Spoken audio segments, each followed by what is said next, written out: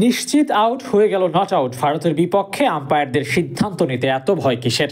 রোহিত শর্মার easy out, umpire দিয়ে দিলেন নট আউট। আম্পায়ার রড টাকারের এমন সিদ্ধান্ত দেখে হতবাক মাঠের সবাই।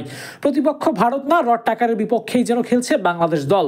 ঘটনাটা তৃতীয় ওভারের দ্বিতীয় বলের সময় হাসান মাহমুদের করা বল অফ স্টাম্প করিডোরের বাইরে পড়ে ভেতরে গিয়ে রোহিত শর্মার প্যাডে হিট করে। ব্যাটে না লেগে ডিরেক্ট প্যাডে লাগায় অ্যাপিল করেন বোলার হাসান মাহমুদ। হাসানের সঙ্গে বাকিরাও আম্পায়ারের দিকে দুহাত তুলে আবেদন করেন, কিন্তু আম্পায়ার রড টাকার মাথা নাড়িয়ে জানান দেন নট আউট।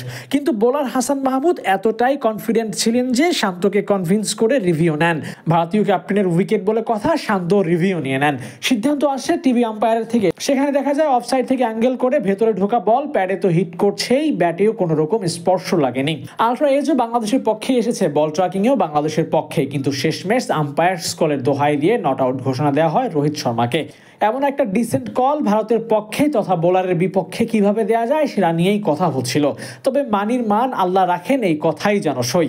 রিভিউ নিয়েও যে রোহিতকে আউট করা যাচ্ছিল না, সেই রোহিতকে স্লিপে ক্যাচ বানিয়ে উইকেট শিকার করেছেন হাসান মাহমুদ।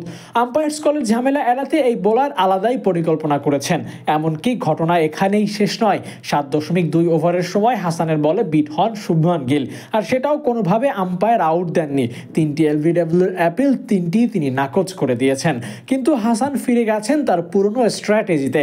ব্যাটারকে এমন কিছু করে আউট করতে হবে যেটা করলে আম্পায়ার নট আউট ঘোষণা দেওয়ার সুযোগই পাবেন না। তাই তো পায়ের গোড়ায় ইয়র্কার করে ব্যাটের কানায় এজ করে লিটনের গ্লাভস বন্দি করেছেন হাসান। এলবিডব্লিউ এর আবেদন নাকচ করার পরের বলেই হাসানের শিকার বনে যান ভারতীয় ব্যাটার শুভমান গিল।